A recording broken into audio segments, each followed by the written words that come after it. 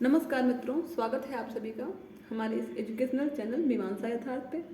मैं गरिमा एक बार फिर उपस्थित हूँ आप सभी के लिए एनसीईआरटी की श्रृंखला। दोस्तों, आज की अपनी इस क्लास में हम लोग जो डिस्कस करने वाले हैं वो है आपकी 7th क्लास की जियोग्राफी की एनसीईआरटी का चैप्टर 4, जिसका नाम है वायु। वायु आज हम लोग बात करने वाले हैं वायु के बारे में। तो हमने 6th क्लास में भी अपने देखा था, जिसमें पृथ्वी के परिमंडल में पढ़ा था हमने, वायुमंडल होता है। तो जो हमारी पृथ्वी है चारों ओर से एक वायु की घनी चादर से घिरी हुई है, एक चादर से घिरी हुई जिसका एरिया 1600 मीटर था, हमने देखा था। इसको वायुमंडल कहते हैं, वायुमंडल। और जो ये वायु राशि है ये पृथ्वी के जो टेम्परेचर तापमान को रहने योग्य बनाती है। मतलब इस वायुमंडल के कारण ही हमारी इस पृथ्वी पर जीवन संभव है, इसी के कारण, क्योंकि इसमें जो हमारी जीवनदायिनी गैसें हैं, ऑक्सीजन, ये हमको मिलती है। और ये वायुमंडल ही हमें सूर्य की जो अत्यधिक ऊष्मा से बचाता है। तो हम बात कर लेते हैं वायुमंडल के संगठन की, यानी कि वायुमंडल किन किन चीज़ों से बना हुआ है।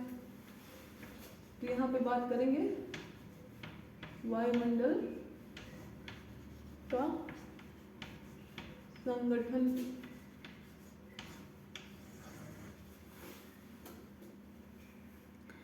तो वायुमंडल जिसका प्रयोग हम लोग सांस लेने के लिए करते हैं वो अनेक गैसों का मिश्रण है। ये तो पता ही हमें, हमारे वायुमंडल में बहुत सारी गैसें पाई जाती हैं।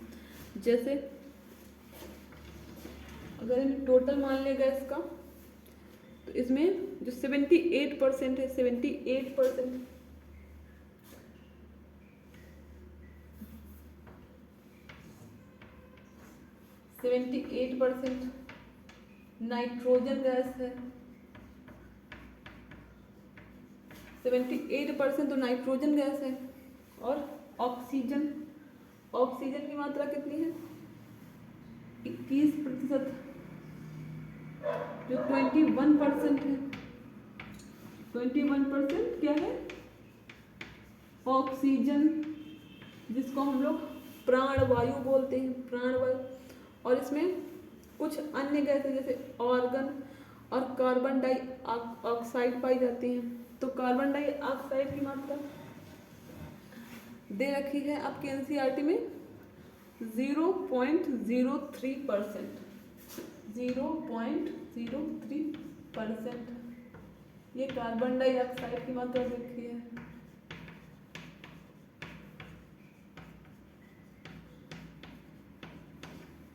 और इसी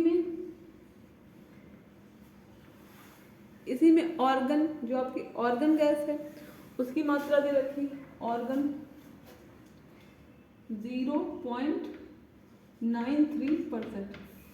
0.93% ऑर्गन गैस की मात्रा दे रखी है। ऑर्गन गैस की मात्रा दे रखी है। और बाकी जो अन्य सभी गैसें हैं वो 0.04% में अन्य गैसें दे रखी हैं। 0.04% में अन्य गैसें। सबसे अधिक मात्रा हमने देखा कि हमारे वायुमंडल में किसकी है? नाइट्रोजन की है।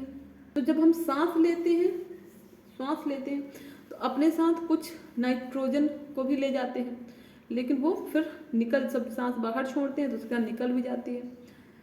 जो नाइट्रोजन गैस है ये पौधों के जीवन के लिए, पौधों की वृद्धि के लिए में सहायक होती है। तो जो पौधे हैं वो नाइट्रोजन को सीधे ग्रहण नहीं कर सकते, इसीलिए ये जो मिट्टी और जो पौधों की जड़ों में जो कुछ रहते हैं जीवाणु, मिट्टी में रहने वाले और पौधों की जड़ों में रहने वाले कुछ जीवाणु हैं जो नाइट्रोजन को नाइट्रेट में बदल देते हैं। तो पौधे तब उसका उपयोग कर पाते हैं। डायरेक्ट नाइट्रोजन नहीं ले सकते, लेकिन उनकी वृद्धि में सहायक होती है। तो उसमें जो मिट्टी में रहने वाले जीवाणु हैं वो उसकी सहायता करते हैं।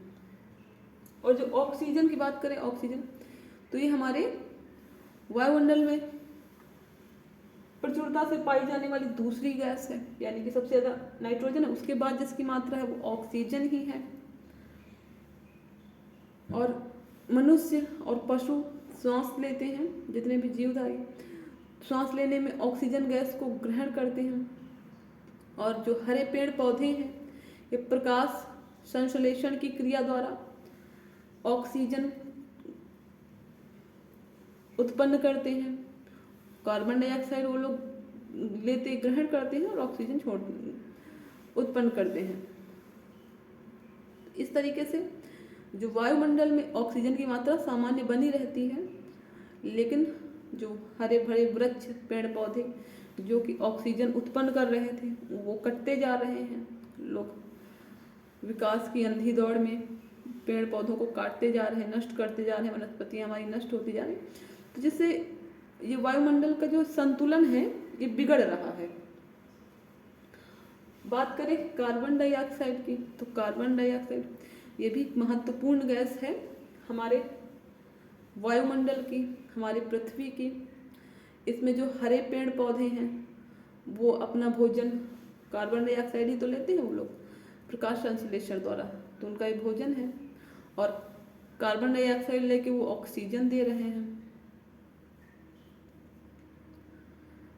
तो जो मनुष्य और पशु हैं जो कार्बन डाइऑक्साइड छोड़ रहे हैं और पेड़ पौधे जो ऑक्सीजन छोड़ रहे हैं या जो कार्बन डाइऑक्साइड ग्रहण कर रहे हैं, उसकी मात्रा लगभग समान होती है। तो जो पृथ्वी का संतुलन है वो बना रहता है। लेकिन जो अगर यही पेड़ पौधे कट जाएंगे तो संतुलन गड़बड़ा जाएगा और जो कोयला दहन वाला जो खनिज तेल ये सारी चीज़ें जलाई जाती हैं तो इनसे अत्यधिक मात्रा में कार्बन डाइऑक्साइड निकलती है, तो इससे फिर ये संतुलन उससे भी गड़बड़ा जाता है।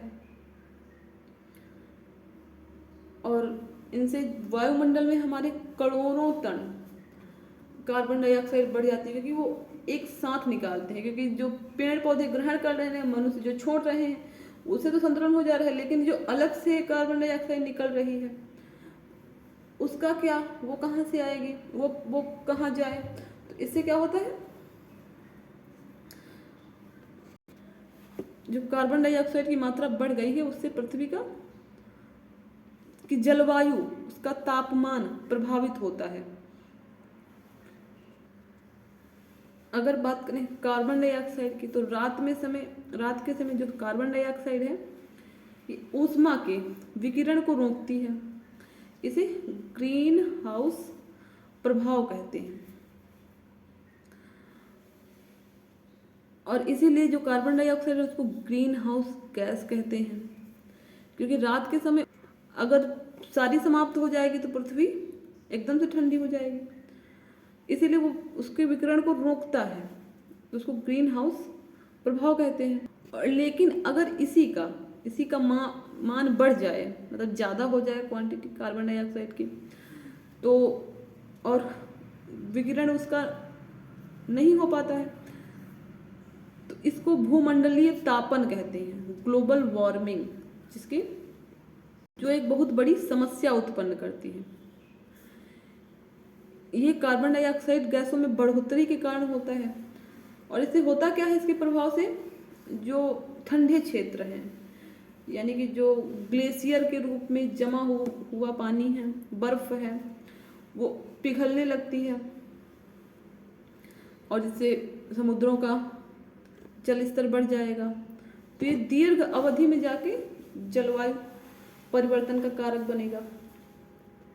तो ये थी बात वायुमंडल के संगठन की। तो वायुमंडल nitrogen, oxygen, carbon dioxide, argon, इन सारी गैसों से मिलकर बना है। अब हम बात कर लेते हैं वायुमंडल की संरचना के बारे में। संरचना कि वायुमंडल की संरचना कैसी है। तो जो वायुमंडल है हमारा, ये 5 परतों, मुख्य 5 परतों में विभाजित है। जो नीचे से हम शुरू करें तो सबसे पहले क्षोभ मंडल आता है, क्षोभ मंडल।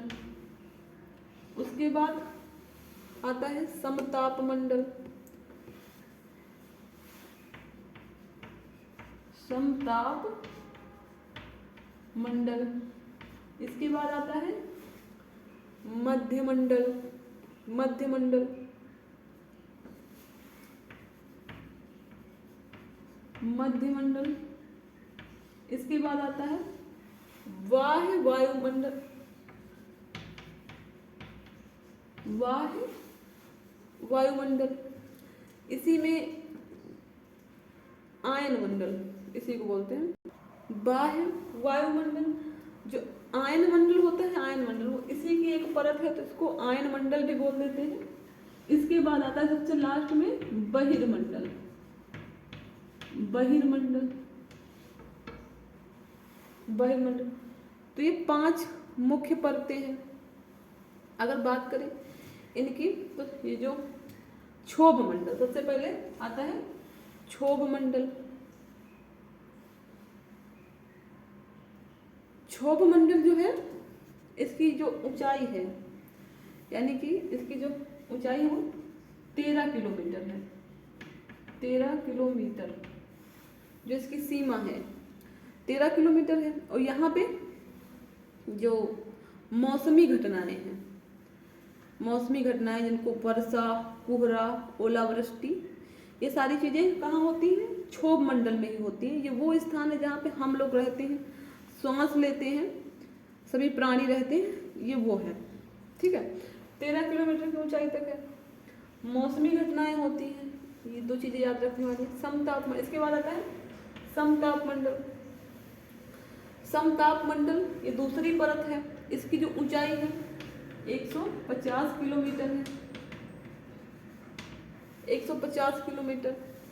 यहाँ पे कोई मौसमी घटना नहीं होती, यानी कि वर्षा, ओला, कोहरा, ये सारी चीजें यहाँ पे नहीं होती। इसीलिए यहाँ पे जो वायुयान उड़ाने के लिए आदर्श स्थिति होती है। तो यहाँ पे जो हवाई जहाज वगैरह उड़ते हैं वो इसी समताप मंडल में ही उड़ते हैं। और यहीं पे इसी समताप मंडल में ही ओजोन गैस की परत भी पाई जाती है, जो कि सूर्य की पराबैंगनी किरणों से हमारी रक्षा करती है। तो ओजोन इसकी चीजें, यानी कि हवाई जहाज यहीं पे उड़ते हैं और ओजोन परत पाई जाती है, महत्वपूर्ण बिंदु है। और जो इसकी तीसरी परत है मध्य मंडल, मध्य मंडल, इसकी बात करें तो इसकी ऊंचाई जो है वो 80 किलोमीटर है, 80 किलोमीटर ऊंचाई है इसकी मध्य मंडल की। और इसकी विशेषता यह है कि इसमें जो उल्का पिंड है, उल्का पिंड प्रवेश करने से इसमें वो आते ही जल जाते हैं, जल जाते हैं उल्का पिंड, इसके नीचे नहीं आ पाते हैं। तो ये मध्य मंडल है, 80 किलोमीटर का एरिया है इसका। अब बात करते हैं वायुमंडल। वायुमंडल इसमें क्या होता है? इसमें तापमान बहुत तेजी से बढ़ता है। जैसे इसकी ऊंचाई बढ़ती है तो उसी तीव्र, जैसे ऊंचाई बढ़ती है उसी तीव्र तापमान भी उस तीव्रता के साथ बढ़ता है। और इसी में आयन मंडल की एक परत पाई जाती है, आयन मंडल की एक परत पाई जाती है, इसीलिए इसको आयन मंडल भी कहीं कहीं बोलते हैं। आयन मंडल की परत पाई जाती है इसी में। और जो इसका एरिया है वो 80 से 400 किलोमीटर, 80 से 400 किलोमीटर तक का होता है, 400 किलोमीटर। और जो ये वायुमंडल है ये इस परत का उपयोग रेडियो संचार के लिए होता है, रेडियो संचार के लिए। तो इसमें जो पृथ्वी से प्रसारित रेडियो तरंगे हैं वो इस परत के द्वारा पुनः पृथ्वी पर परावर्तित कर दी जाती हैं। तो ये रेडियो संचार के लिए इस परत का उपयोग करते हैं। और अगला है बहिर्मंडल। बहिर्मंडल तो ये जो है इस वायुमंडल की सबसे ऊपरी परत होती है और ये वायु की बहुत पतली परत होती है, पतली परत होती है। और इसमें जो हल्की गैसें हैं, हीलियम, हाइड्रोजन, ये सारी हल्की गैसें आसमान में तैरती रहती हैं, अंतरिक्ष में तैरती रहती हैं, यहीं पे इसी वाले इलाके में, बहिर्मंडल में। तो ये थी वायुमंडल की संरचना। अब हम लोग बात कर लेते हैं मौसम तथा जलवायु की।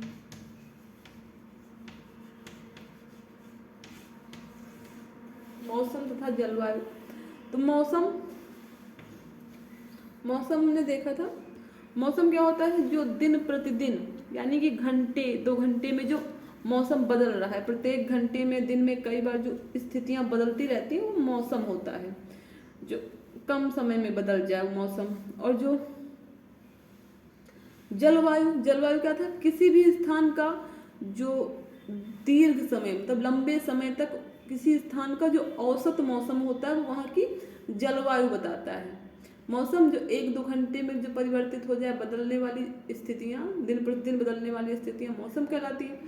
और यही मौसम, किसी जगह का जो मौसम है वो दीर्घ काल तक कैसा रहता है, उसका जो औसत होता है, औसत मौसम होगा, वो वहाँ की जलवायु बताएगा। अब हम बात करते हैं तापमान की। तापमान जो वायु में मौजूद ताप एवं शीतलता है, यानी कि जो उसमें मौजूद गर्मी है और जो ठंडी है, उसके परिणाम को तापमान कहते हैं। कि वो वहाँ का टेम्परेचर डिसाइड करता है, वहाँ का तापमान, जो उसमें मौजूद ताप है, गर्मी है, और जो उसमें मौजूद ठंडी है, उसको तापमान कहते हैं। और जो वायुमंडल का तापमान है वो सिर्फ दिन और रात में ही नहीं बदलता है। मतलब दिन में ज़्यादा गर्मी होती है, गर्मियों के मौसम में, रात में मतलब दिन की अपेक्षा थोड़ा ठंडी होती है रातें। तो ये सिर्फ दिन और रात में ही नहीं बदलता है तापमान, ऋतुओं के साथ भी बदलता है। जैसे ग्रीष्म ऋतु आती है तो ज़्यादा गर्मी होती है, और शीत ऋतु में ठंडी होती है, दिन में भी ठंडी होती है। तो ये दिन रात में भी बदलता है और मौसम के अनुसार भी बदलता है तापमान। ठीक है। अब जो तापमान को प्रभावित करते हैं, तो इसमें आतपन एक महत्वपूर्ण कारक है जो तापमान को प्रभावित करता है।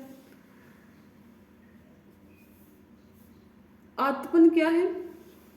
आतपन, अगर इसकी बात करें तो जो सूर्य से आने वाली वह ऊर्जा जिसे पृथ्वी रोक लेती है, मतलब सूर्य से जो प्राप्त हुई ऊर्जा, उसका जो भाग पृथ्वी द्वारा रोक लिया जाता है, वो आतपन कहलाता है। आतपन को सूर्याताप भी कहते हैं। सूर्याताप यानी कि सूर्य का ताप, तो सूर्य की वो उष्मा जो पृथ्वी द्वारा रोक ली जा रही है, वो क्या है? आतपन। अगर बात करें इसकी आतपन की, तो इसकी जो मात्रा है, भूमध्य रेखा, विषुवत रेखा से जब ध्रुवों की ओर जाएंगे तो वहां पे इसकी तापमान, इसकी मात्रा, आतपन की मात्रा घटती जाएगी, तो वहां का टेम्परेचर भी, तापमान भी घटता जाता है। तो तापमान ध्रुवों की ओर जाने पे घट रहा है, तो वहां पे आपने देखा होगा कि जो ध्रुव है वो बर्फ से ढके हुए हैं। तो उसका रीजन यही है कि वहां पे तापमान कम है।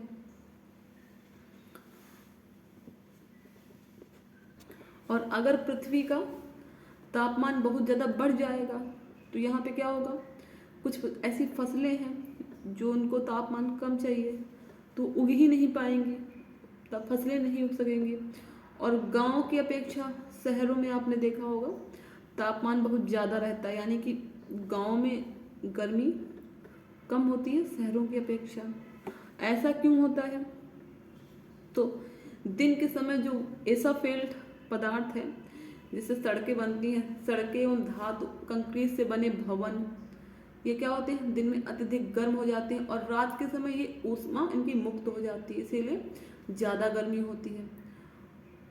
और जो नगर के भीड़ वाले ऊंचे भवन, गर्म वायु जो छोड़ी जाती है उसको रोक लेते हैं और जिससे नगरों का तापमान बढ़ जाता है।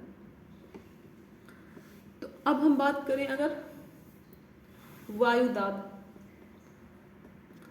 वायु दाब से पहले आपके एनसीईआरटी में कुछ कॉलम में चीजें दे रखी हैं, उसको देख लेते हैं। तापमान को जो मापने की मानक इकाई है उसको डिग्री सेल्सियस कहते हैं। डिग्री सेल्सियस क्यों कहते हैं? क्योंकि इसका आविष्कार एंडर्स सेल्सियस ने किया था, तापमापी का, एंडर्स सेल्सियस ने।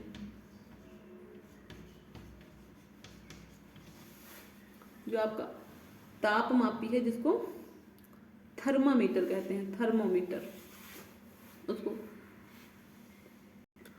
और इस सेल्सियस पैमाने की बात करें तो इसमें जीरो डिग्री पे जो जल है, पानी है, वो क्या हो जाता है? जम जाता है। 0 डिग्री पे जम जाता है और 100 डिग्री पे क्या होता है? उबलता है। एक और पॉइंट, अब हम लोग बात कर लेते हैं वायु दाब की। वायु दाब क्या होता है? वायु दाब, तो जो ये वायु है, वायुमंडल में उपस्थित वायु, ये क्या करती है? ये हमारे शरीर पे उच्च दाब के साथ, मतलब जो प्रेशर है इसका, उच्च दाब के साथ ये बल लगाती है। लेकिन हमको इसका अनुभव क्यों नहीं होता है? क्योंकि जो हमारा शरीर है ये इसके विपरीत बल लगाता है। तो इसी कारण दोनों तरफ से फोर्स आता है तो पता नहीं चलता है कि फोर्स लग रहा है बाहर से, क्योंकि हमारा शरीर भी उसके विपरीत बल लगा रहा है, बाहर से भी लग रहा है। तो पृथ्वी की जो सतह है, इस पर जो वायु के द्वारा लगाया गया दाब जो है, पृथ्वी की सतह पे वायु के द्वारा लगाया गया दाब क्या कहलाता है? वायु दाब कहलाता है। ये पृथ्वी की सतह है, सतह, और ये वायु है जो दाब लगा रही है, इसको वायु दाब बोलते हैं। और वायुमंडल में जैसे ही हम ऊपर जाते हैं तो ये जो दाब है उसकी वो तेजी से गिरने लगता है, वायु दाब गिरने लगता है। और समुद्र के स्तर पर, जब समुद्र के स्तर पे आते हैं तो वहां पे वायु दाब सबसे ज्यादा होता है, और जब ऊंचाई पे जाते हैं तो वायु दाब घट जाता है। और जो वायु दाब का क्षैतिज वितरण है, उसका जो वितरण है वो किसी स्थान पर जो उपस्थित वायु के ताप यानी कि उसका टेम्परेचर कितना है उससे प्रभावित होती है। क्योंकि अधिक तापमान होने पर वहाँ की जो हवा है, वायु है, वो गर्म होकर ऊपर उठेगी, तो वहाँ पे निम्न दाब क्षेत्र बनेगा, तो टेम्परेचर से प्रभावित हो रही है। अगर गर्म है तो हवा ऊपर उठ जा रही तो निम्न दाब क्षेत्र बना रही है।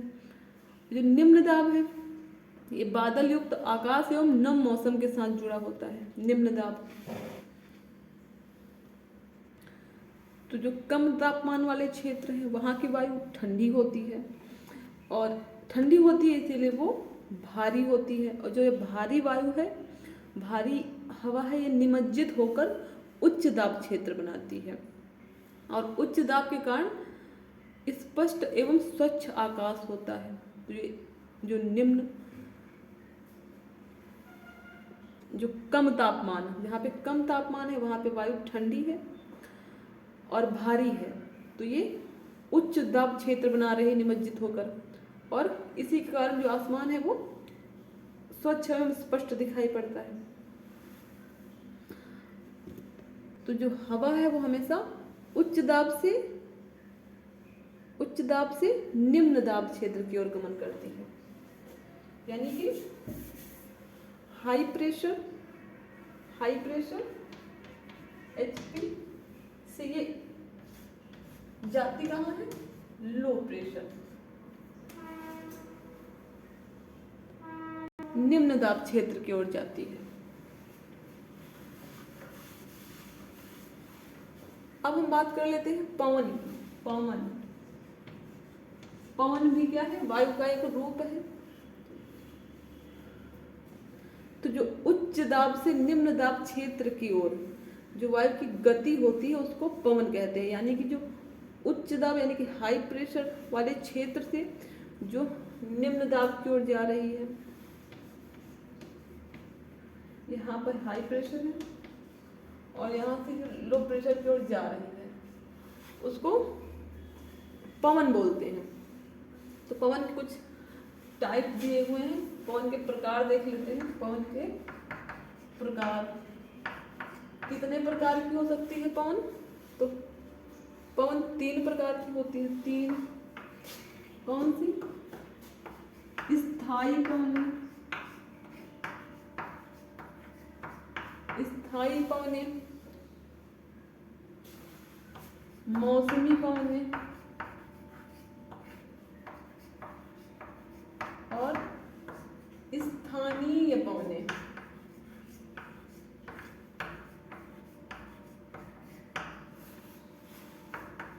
तीन टाइप की हो गई। स्थायी पवनें क्या होती हैं? इसमें जो व्यापारिक पवनें होती हैं, व्यापारिक पवनें, पश्चिमी एवं पूर्वी पवनें जिनको पछुआ पवन बोलते हैं, पश्चिमी एवं पूर्वी पवनें, तो जो एक ही दिशा में वर्ष भर चलती हैं, एक ही दिशा में पूरे साल चलती हैं, तो उनको क्या बोलेंगे? स्थायी पवनें। तो इन्हीं को व्यापारिक पवनें भी बोलते हैं, क्योंकि व्यापार के लिए जो मार्ग है, समुद्री मार्ग, इन्हीं पवनों द्वारा निर्धारित होता है। पछुआ पवनें भी बोलते हैं। बात करें मौसमी पवनों की, मौसमी पवनें तो क्या होती हैं? इनको जो मौसम के साथ आती हैं, इनको मानसूनी पवनें भी बोलते हैं। और ये पवनें जो हैं ऋतुओं के साथ, जैसे मौसम बदलते हैं, ऋतुएं बदलती हैं, ऋतुओं के साथ ये अपनी दिशा बदल लेती हैं, तो इनको मौसमी, मौसम के अनुसार चलने वाली पवनें। तो भारत में जो मानसूनी पवनें हैं उनको मौसमी पवनों की श्रेणी में रखेंगे। अब बात करें स्थानीय पवनों की, तो स्थानीय पवनें क्या होती हैं? ये पवनें जो किसी छोटे क्षेत्र में वर्ष भर या दिन के किसी विशेष समय चलती हैं, या दिन के किसी विशेष समय चल रही, किसी छोटे क्षेत्र में चल रही, तो स्थानीय पवनें बोल रहे हैं इनको। एग्जाम्पल में इसमें स्थल एवं समुद्री समीर को उदाहरण के रूप में दिया हुआ है। और जो भारत के उत्तरी क्षेत्र में गर्मी के मौसम में जो शुष्क पवनें चलती हैं, वो भी स्थानीय पवन है, जिसको लू बोलते हैं। यहाँ पे चक्रवात दे रखा है। चक्रवात को एक प्राकृतिक आवेश बोला गया है। तो एक जो चक्रवात आया था 17-18 अक्टूबर 1999 को भारत के 5 जो उड़ीसा में आया था। यहाँ के 5 जिलों को इसने प्रभावित किया था।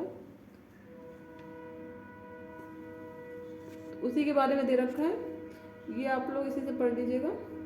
अब यहाँ पे हम बात करेंगे आर्द्रता की। आर्द्रता क्या होती है?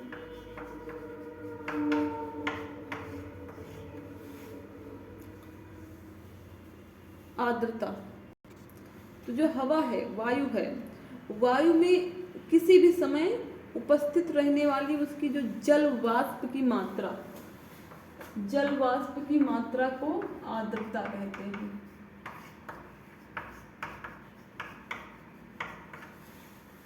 वायु में किसी भी समय जल वाष्प की मात्रा को आर्द्रता कहते हैं। और जब वायु में जल वाष्प की मात्रा अधिक होती है तो हम क्या कहते हैं? उसको आर्द्र दिन कहते हैं। और जैसे जैसे ही हवा गर्म होती जाती है, उसकी जल वाष्प को धारण करने की जो क्षमता है वो बढ़ जाती है। हवा गर्म हो रही है तो आर्द्रता को ज़्यादा ग्रहण करेगी, और जब ये आर्द्रता बढ़ जाती है तो आर्द्र दिनों में क्या होता है? कपड़े जल्दी नहीं सूखते हैं, और जो हमारे शरीर का पसीना है वो भी जल्दी नहीं सूखता है। और जब ये जल वाष्प जब ये ऊपर उठता है वायु, गर्म वायु के साथ जल वाष्प ऊपर उठता है तो ये ठंडा होना शुरू हो जाता है और जल वाष्प संघनित होकर ठंडा होकर जल की बूंदें बना देता है और बादल इन्हीं जल बूंदों का समूह है। जब जल वाष्प जो गर्म वायु है जल वाष्प के साथ ऊपर उठ रहा है, ऊपर क्योंकि टेम्परेचर कम होता है, ऊपर उठने पर तापमान घटता जाता है, तो ऊपर उठ के क्या होता है, ये ठंडा होना शुरू हो जाता है और यहीं पे संघनित होकर ये जल की बूंदों में बदल जाता है, जिससे बादल का निर्माण होता है। जो जल की बूंदों का समूह है ये बादल बन जाता है और ये फिर बूंदें जो हैं ये जब ज़्यादा मात्रा में हो जाती है, भारी हो जाती है तो फिर ये तैर नहीं सकती, मतलब आगे गति नहीं कर पाती हैं और फिर ये वर्षा हो जाती है। वर्षा के रूप में ये नीचे आ जाती है, भारी होकर बरस जाती है, यानी पृथ्वी पे आ जाते हैं। और ये पृथ्वी पे यही जो जल वाष्प जो ऊपर उठ के गया था, ये जो जल वाष्प जो जल था वाष्पीकरण द्वारा जो उठ के गया था, तो ये ऊपर गया तो संघनित हुआ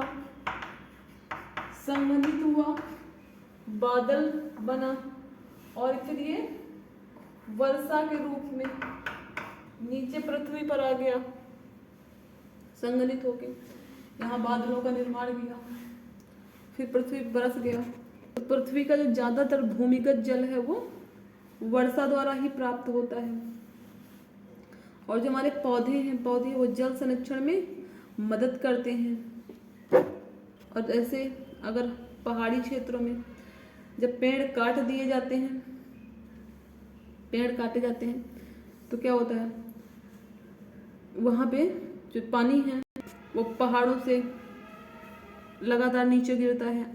सारे जब उसके किनारे पेड़ कट जाते हैं तो फिर नीचे जो स्थिति बनती है बाढ़ वाली स्थिति बन जाती है। यहाँ पे वर्षा के 3 प्रकार दे रखे हैं। वर्षा 3 प्रकार की होती है। वर्षा के प्रकार इसमें जो दे रखा है संवहनीय वर्षा,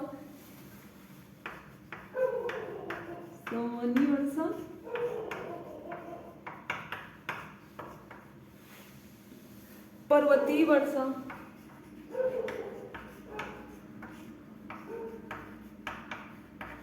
और चक्रवाती वर्षा।